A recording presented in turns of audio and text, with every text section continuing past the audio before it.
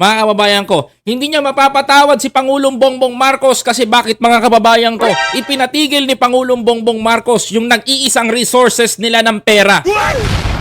Mga kababayan, which is Pogo, Philippine Offshore Gaming. Mga kababayan ko. Ngayon, paano siya napunta dito sa Netherlands? Mga kababayan. At bakit niya sinisisi ang Pangulong Bongbong Marcos?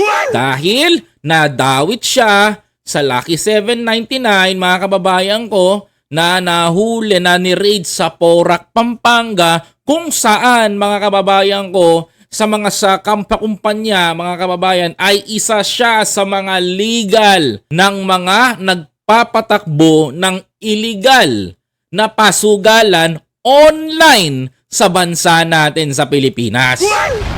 Kung saan sangkot ang pangtotorture sa mga kapwa nila Chinese at pangdudukot sa mga kapwa nila Chinese upang gawing Pogo worker, mga kababayan.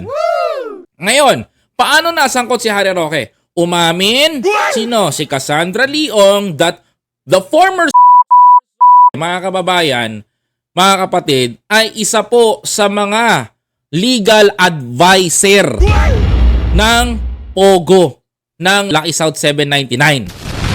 Ngayon, mga kababayan, ano ngayon ang pagkakasala ni BBM? Ang sagot, mga kababayan ko, wala. Sino ngayon ang nagkasangkot-sangkot at nagkandaleche-leche buwet gumawa ng kapalaran niya? Siya, mga kababayan ko. Dahil siya ay kasangkot at kasapakat ng mga na-issue o yung mga taong involved sa Pogo.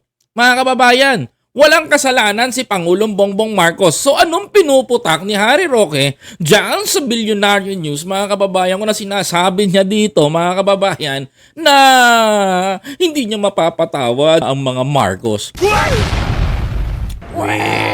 Di nga. Hindi mo mapapatawad eh. Ikaw gumawa ng sarili mong hukay. Ikaw din ang gumawa ng sarili mong paglilibingan. Ikaw din ang may kagustuhan yan. Nagpakasasa kayo sa pondo at pera ng taong bayan nung panahon na nakaupo si Digong at nagpakasasa ka ng mga ng pera nang galing sa sugal.